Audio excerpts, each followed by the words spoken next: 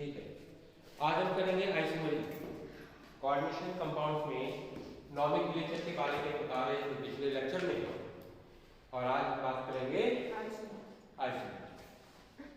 Isomerism क्या होता है? What is isomerism? आइसोमरिज्म किसे कहते हैं?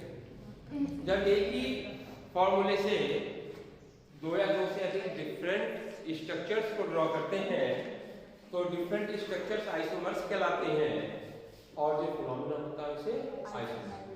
क्लियर हो गया ना? आइसोमरिज्म किसे कहते हैं? जब एक ही स्ट्रक्चर से दो या दो से अधिक क्या करते हैं, स्ट्रक्चर ड्रॉ करते हैं, वो स्ट्रक्चर आइसोमर्स कहलाते हैं और फिनोमेना आइसोमर्स। ये दो तरीके की होती हैं, एक स्ट्रक्चरल आइसोमरिज्म और एक स्टीरियो आइसोमरिज्म। एक स्ट्रक्चरल आइसोमरिज्म और दूसरा क्या होता है, स्टीरियो आइसोमरिज्म। तो स्टीरियो आइसोमरिज्म भी दो तरीके के होते हैं, पहले स्टीरियो दिया है शायद। कौन कौन से होते हैं? एक होते हैं ऑप्टिकल आइसोमर्स और दूसरे होते हैं ज्योमेट्रिकल आइसोमर्स। क्या होते हैं? ऑप्टिकल आइसोमर्स और ज्योमेट्रिकल आइसोमर्स। तो ये पता होना चाहिए आपको कि ऑप्टिकल क्या होते हैं, ज्योमेट्रिकल क्या होते हैं। इसमें भी सबसे पहले दिया हुआ है बुक में ज्योमेट्रिकल आइसोमरिज्म। तो ज्योमेट्रिकल आइसोमरिज्म में क्या होता है? ज्योमेट्रिक, ध्यान से सुनेंगे, याद हो जाएगा, ज्यादा रखने की बात नहीं है। स्ट्रक्चर फॉर्मूला तो एक ही होता है, लेकिन स्पेस में ग्रुप अलग अलग जगह लगे होते हैं। स्ट्रक्चर फॉर्मूला तो एक ही होता है, लेकिन स्पेस में ग्रुप अलग अलग लगे होते हैं। तो इस तरीके के आइसोमर्स जो होते हैं उन्हें हम क्या कहते हैं? स्ट्रक्चरल आइसोमर्स कहते हैं, और फिनोमेना को स्ट्रक्चरल आइसोमरिज्म। That's clear? नहीं आया? और इसमें ज्योमेट्रिकल आइसोमरिज्म में क्या होगा? ज्योमेट्रिकल आइसोमरिज्म मैंने बोला था एक स्टीरियो क्या था, और क्या था दूसरा, स्ट्रक्चर।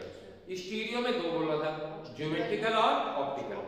ज्योमेट्रिकल में हमने बता रहे थे स्ट्रक्चर एक होता है, स्पेस में ग्रुप की पोजीशन चेंज होती है।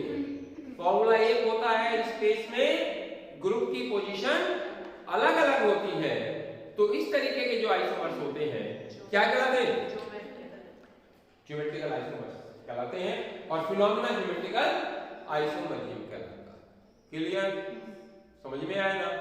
अब यहाँ पे हमारे पास से दो तरीके के एग्जांपल्स हैं, एक तो 4 लिगेंड्स वाले कंपाउंड्स के लिए और दूसरा 6 लिगेंड्स वाले कंपाउंड्स। 4 लिगेंड्स कंपाउंड्स में हमारे दो स्ट्रक्चर बनते हैं, एक टेट्राहाइड्रल और एक स्क्वायर प्लेनर। तो टेट्राहाइड्रल स्पेस में 4 अलग अलग पोजीशन भी रखेंगे तो वो ज्योमेट्रिकल आइसोमर शो नहीं करता है। करता कौन सा है? Square planar geometrical isomer show. कौन सी हाइब्रिडाइजेशन शो करेगा? DsP2। कौन सी करेगा? DsP2। क्या करेगा बेटा? DsP2। समझ में आया? अब इसमें कंपाउंड किस किस तरीके के हो सकते हैं, ध्यान से देखिए। मतलब इधर देखोगे बिल्कुल क्लियर हो जाएगा। ध्यान से देखिए, इसकी दो फॉर्म होती है, एक सिस और एक ट्रांस। यदि सेम ग्रुप एक साइड हो जाएंगे सिस फॉर्म होगी, और सेम ग्रुप अपोजिट डायरेक्शंस में हो जाएंगे तो ट्रांस फॉर्म। क्लियर हो गया ना? सिस ट्रांस छांटने को आता है, लिखने को आता है। समझ में आया?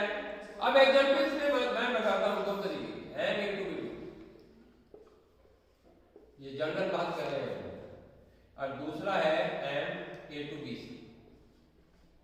ये ही दो तरीके के एग्जांपल बनते हैं इसमें अलग अलग। A2B2 का मतलब दो लिगेंड्स एक तरीके के, दो दूसरे तरीके के। A2BC का मतलब दो लिगेंड्स एक तरीके के, दो डिफरेंट तरीके के। तो ये इसमें आइसोमर्स होते हैं जो शो करते हैं 4 लिगेंड्स वाले ज्योमेट्रिकल आइसोमर। और इसमें सिस ट्रांस कैसे स्ट्रक्चर बनेगा, ध्यान से देखिए। इसके लिए बहुत आसान है, समझोगे तो रटोगे तो समझ में नहीं आएगा। ध्यान से सुनिए जो मैं बोल रहा हूं, मेरे शब्दों पे ध्यान दीजिए। A B B plus minus N, ये कौन सी फॉर्म हो गई? सिस। अरे एक से एक साइड है, और दूसरा क्या हो गया? ट्रांसफॉर्म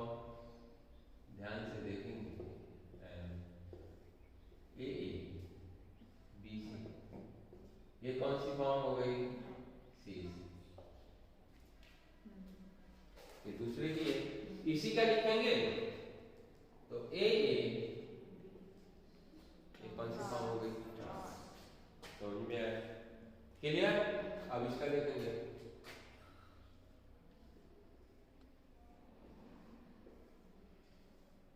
ए बी सी, ये कौन सी हो गई, क्योंकि एक से ग्रुप एक साइड।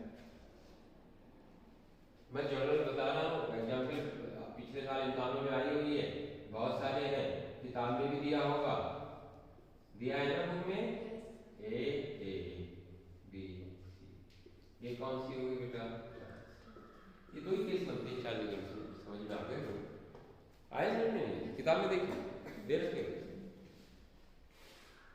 CL6।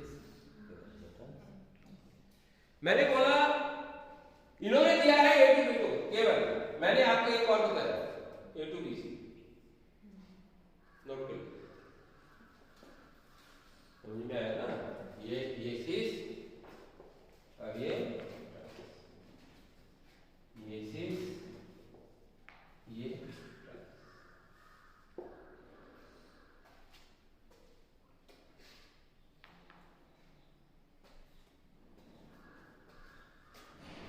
नोट कीजिए बेटा।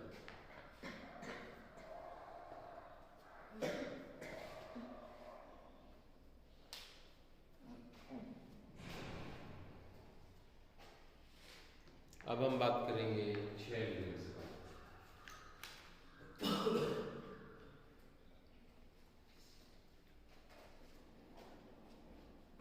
एलिमेंट्स वाले ये भी कई तरीके की होती है, सबकी बात है, ये फेशियल लिखा है, ये मेरिट, हाँ ये भी आता है, ये लिवो, ये रेस्ट्रो,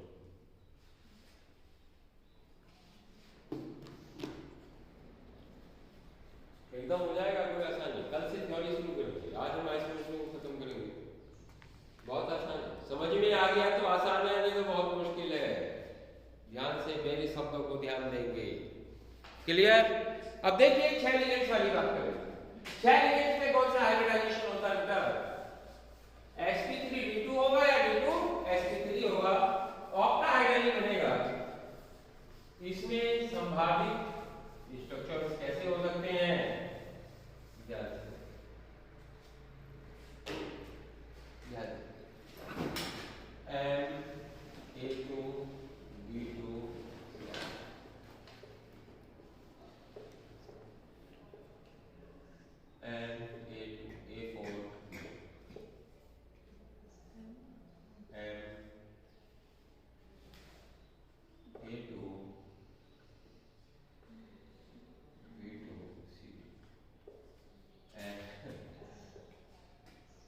एलिमेंट्स होंगे ना, तो ये संभावित मैं बता रहा हूँ कि ये 3 केस डिस्कस कर लेते हैं। चौथा है MA3D, ये अलग आइसोलेट कहलाता है, फेशियल और मेरिट, बस यही संभावित, 1 मिनट में याद हो जाएगा, सीस ऑफ ट्रांस लिखना तो मिसिस ट्रांस है, यदि सेम ग्रुप अपोजिट डायरेक्शंस में हो जाए तो क्या होता है, ट्रांस, अदरवाइज सीस होगा, ये ट्रांस होगा, ट्रांस ऐसे सही है, ये तो ऑप्टिकल वाला दे रखा है, क्या दे रखा है, हाँ तो ये क्या है, ट्रांस है ना, हाँ इधर देखो और देखो, अभी बता दें ये ट्रांस, आप मोटा बता दें, रटने का नहीं है, इसमें रटने का बिल्कुल नहीं है, ऑक्टाहाइड्रल स्ट्रक्चर कैसे बनता है, ध्यान से देखिए, जो मैं कह रहा हूँ शब्दों पे ध्यान देंगे, रटे नहीं जाते हैं, ये बी ये था ना A to B to C,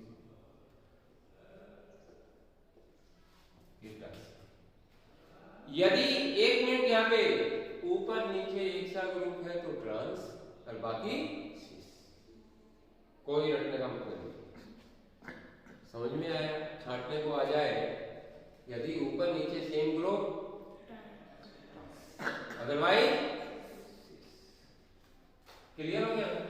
अब एक एग्जांपल और आती है, ये तो है, चलो इससे पहले एक बात बताते हैं, M A to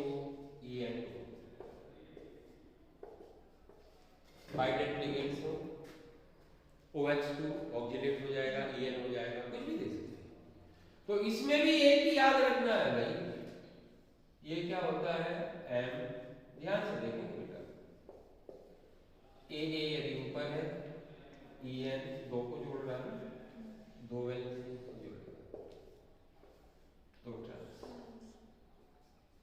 मोटी सी बात, ऊपर नीचे एक साथ ट्रांस, अदरवाइज याद रहेगा इतना। इसका सिस भी लिख दो भाई,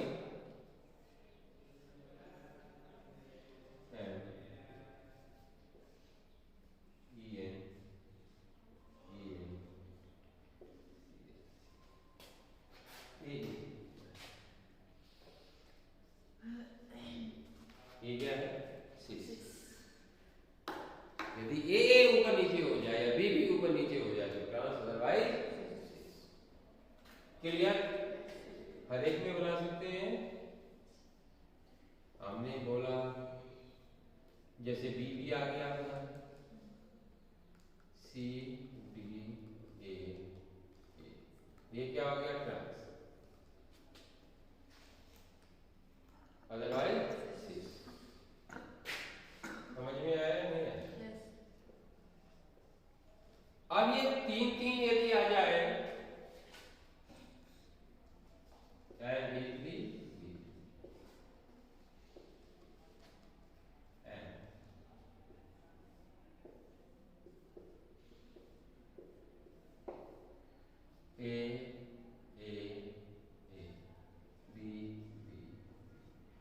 तीनों एक, तो ये मेरिडियन फॉर्म कहलाती है। फेशियल क्या कहलाती है? Facial, FAC.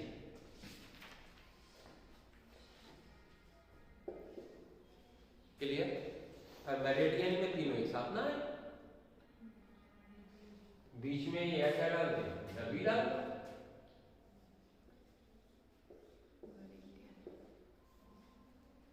A B A B,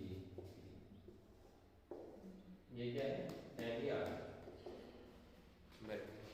facial meridian भी क्लियर हो गया, समझ में आया ना? नहीं आया? क्लियर और नॉट?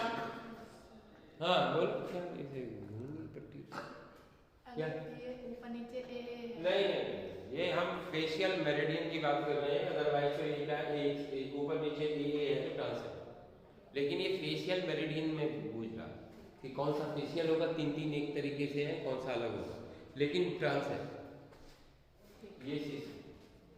समझ में आएगा? फेशियल मेरिडियन पूछे या सिस ट्रांस पूछे, यदि तीनों ग्रुप एक साथ तो उसे क्या बोलते हैं, facial form, otherwise meridian. Cis trans पूछेगा तो ऊपर नीचे एक साथ तो ट्रांस, और देखना ही नहीं। क्लियर? क्लियर और नॉट? समझ में आता है? अब हम बात करेंगे ऑप्टिकल आइसोमेरिज्म। ऑप्टिकल आइसोमेरिज्म में क्या होता है कि प्लेन पोलराइज्ड लाइट के किट्टी सॉल्यूशन का, कंपाउंड के सॉल्यूशन का व्यवहार डिफरेंट होता है। यदि प्लेन पोलराइज्ड लाइट को दाईं ओर घुमा देता तो वेस्टरोटिक कहलाता है, बाईं ओर घुमा देता तो लीनियर। क्लियर?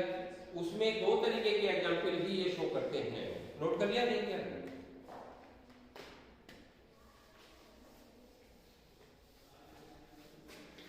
बहुत इंपॉर्टेंट, बहुत बढ़िया चैप्टर है, सुनोगे समझ में आ जाएगा। और यदि बेटा मेरी बात को ध्यान में सुनती किताब पढ़ लोगे तो कभी नहीं होगी, रटा नहीं जाता, रटोगे भूल जाओगे, एग्जाम पे थोड़ी रट लोगे। इसमें क्या होता है, डेस्ट्रो दाईं ओर घुमाएगा, डेस्ट्रो बाईं ओर घुमाएगा, क्लियर? एग्जांपल्स इसमें दो तरीके के एग्जांपल्स हैं, एम ई एन टू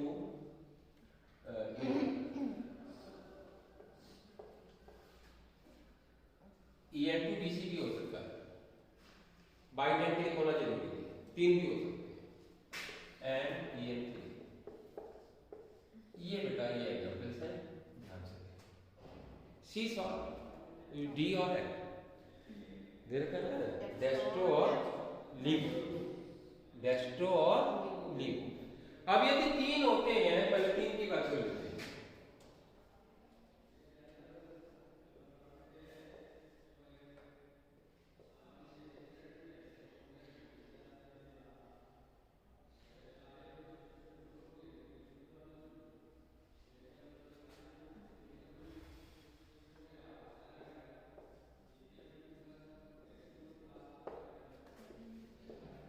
इसका मिरर एक ही होगा, इसका मिरर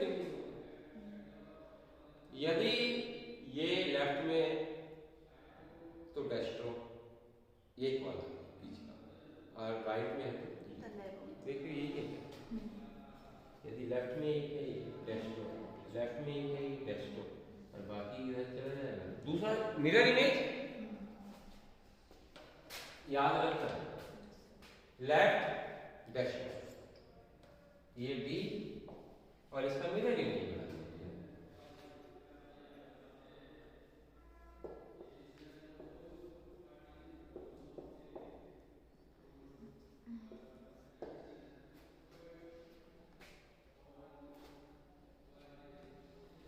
ये क्या है, ये मिरर किधर आ जाएगा, यदि एक इधर लेफ्ट में है तो डेस्ट्रो, ये याद रखना। एक यदि लेफ्ट में है डेस्ट्रो, उसकी मिरर इमेज बना दीजिए। दूसरे में भी यही है, यदि एक लेफ्ट में है डेस्ट्रो, तो इसकी मिरर इमेज बना दीजिए। क्लियर हो गया ना? ये हमने आइसोमेट्रिक की। अब हम बात करेंगे स्ट्रक्चरल आइसोमेट्रिक के बारे में। इसके स्टीरियो का क्लियर हुआ ना? अब स्ट्रक्चर की बात करेंगे, ध्यान से सुनिए। खत्म करेंगे आज, इतना ही लेक्चर रहेगा, बस खत्म हो गया। और 5 मिनट मुश्किल से। ये कितने होते हैं? किताब में 5 दे रखे हैं, 4 पहले ये बताइए। 4 दे रखे हैं, तो हम 4 की बात करेंगे, 5 की बात नहीं। 4 में देखिए, पहला है पोजीशन, आयनाइजेशन, पोजीशन, फिर क्या है?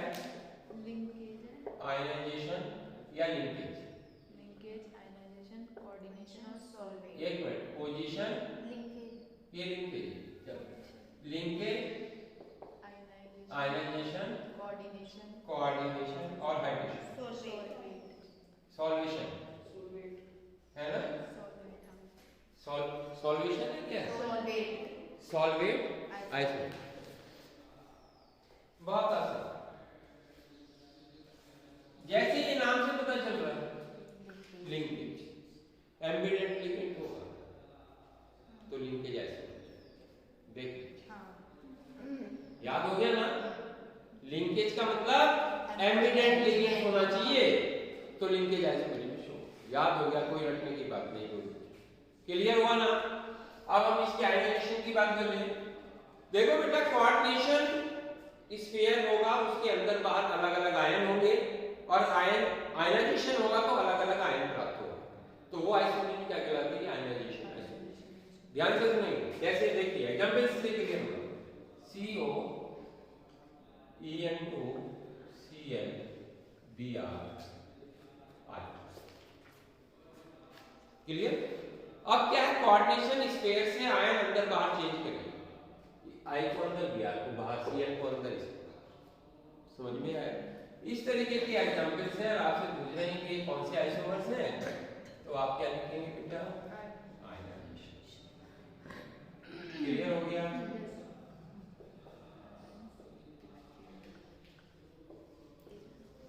एग्जांपल्स में डिफरेंट आयन प्राप्त होते हैं। ये प्लस का निशान प्लस आई नेगेटिव, ये प्लस का निशान प्लस Cl नेगेटिव, ये प्लस का निशान प्लस Br। क्लियर है? ये तो अंदर ब्रैकेट में ऐसे ही लिखा रहेगा, जो बाहर है उसमें माइनस में लिखेंगे। यानी डिफरेंट आयंस देते हैं और आयनाइजेशन कोऑर्डिनेशन कंपाउंड्स, तो वो क्या कहलाते हैं? आयनाइजेशन आइसोमर्स कहलाते हैं, और फिनोमेना को आयनाइजेशन आइसोमर्स। क्लियर? समझ में आया नहीं आया? आया ना? अब हम कोऑर्डिनेशन की बात कर लेते हैं।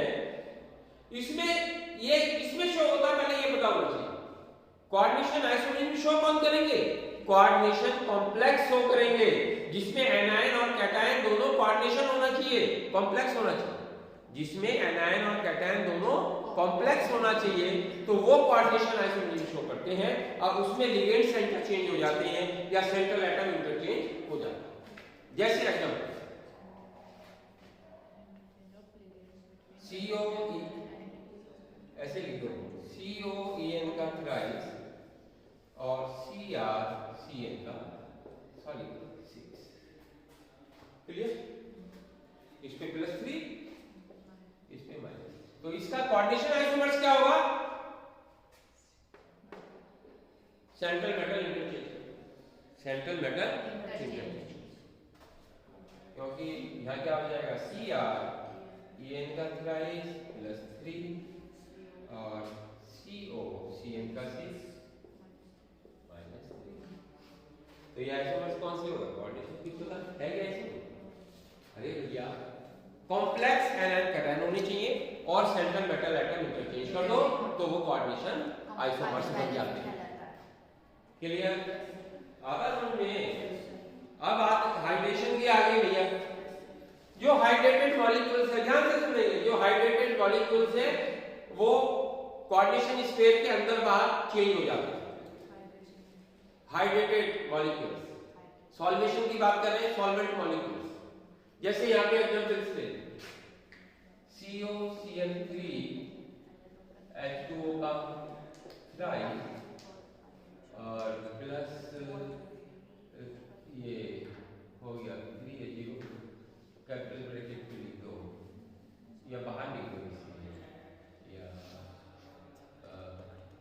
डॉट 2 या ऐसे लिख देंगे, यहाँ 4 कर लीजिए, यहाँ 2 कर लीजिए, और यहाँ पे 4 तो 6 हो गए, 4 और 2 6 हो गए। अब क्या करते हैं? एक अंदर लिया है और Cl को बाहर रख दो, नहीं सर, जैसे ऐसे ये 3 और 3। क्लियर? दूसरा CO बाहर तो ही ये लिख लेंगे Cl3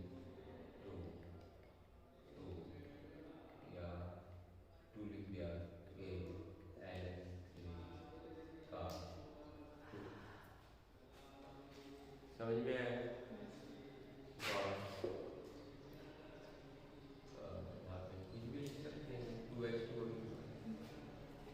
अब यहाँ 3 करके ये NH3 को बाहर कर दो या Cl को बाहर कर दो।